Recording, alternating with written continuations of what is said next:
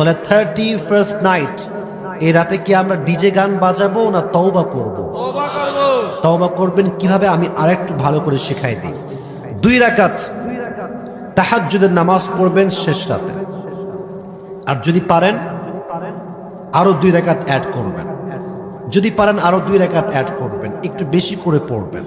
4 রাকাত হোক বা 6 রাকাত হোক, পড়ে সকলেই ইস্তিগফার পাঠ করবেন। আমি একদম ছোট্ট পরিসরে শেখাচ্ছি 2টা ইস্তিগফার। সকলেই পড়েন আস্তাগফিরুল্লাহ। আমার সঙ্গে দোয়াটা পাঠ করেন, ইস্তিগফারটা পাঠ করেন। সকলেই পড়েন আস্তাগফিরুল্লাহ। আরেকটা ছোট্ট শেখাচ্ছি, আরেকটা ছোট্ট। সকলেই পড়েন আল্লাহুম্মা গফিরলি। আল্লাহ বলেন, নবী স্মরণ করুন সেই সময়ের কথা যখন আমি আমার খলিল ইব্রাহিমকে অনেকগুলো বিষয়ে পরীক্ষা করেছিলাম, আর আমার খলিল ইব্রাহিম প্রতিটা পরীক্ষায় গোল্ডেন A+ পেয়েছে। প্রতিটা পরীক্ষায় সফলতার সাথে আমার ইব্রাহিম উত্তীর্ণ হয়েছে। আর ফলাফল স্বরূপ আমি বলেছি, ইন্নী জাইলুকা লিন-নাসি ইমামা। ইব্রাহিম, এতগুলো কঠিন পরীক্ষা নিলাম, একটাও ফেল মারলাম না, সবগুলাই পাস। যাও, এর বদৌলতে তোমার আমি গোটা বিশ্বের মানুষদের ইমাম বানায় দিলাম। ইমাম মানে নেতা। ইমাম মানে কি? নেতা। নেতা হওয়া এত সহজ না। আগুনে পুড়িয়ে পুড়িয়ে যেমনি খাঁটি সোনা বানানো হয়, তেমনি কষ্টি পাথর দিয়ে যাচাই করে করে, পরীক্ষা করে করে আল্লাহ তাআলা সাইয়েদনা ইব্রাহিমকে এই মর্যাদার আসনে বসিয়েছেন। প্রতিদিন ফজরের পরে আমার ঘর থেকে কোরআন তেলাওয়াত হোক, আমরা চাই কি চাই না? ঘরে সুখ সমৃদ্ধি আর শান্তি আসার মাধ্যম হচ্ছে কোরআন তেলাওয়াত করা।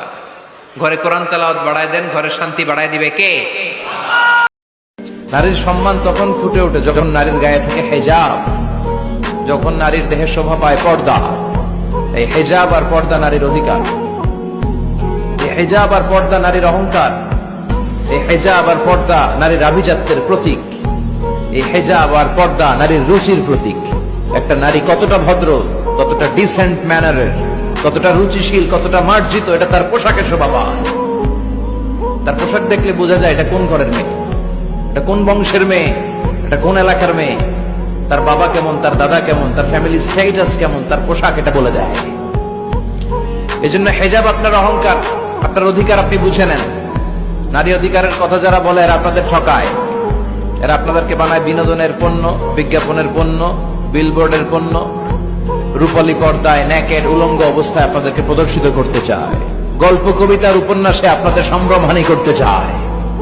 বর্তমান জেনারেশন এই জায়গায় অনেক পিছিয়ে গেছে। এতটাই পিছিয়ে গেছে যে শিক্ষককে যে সম্মান করতে হয়, এই সম্মান বোধটুকু উঠে গেছে।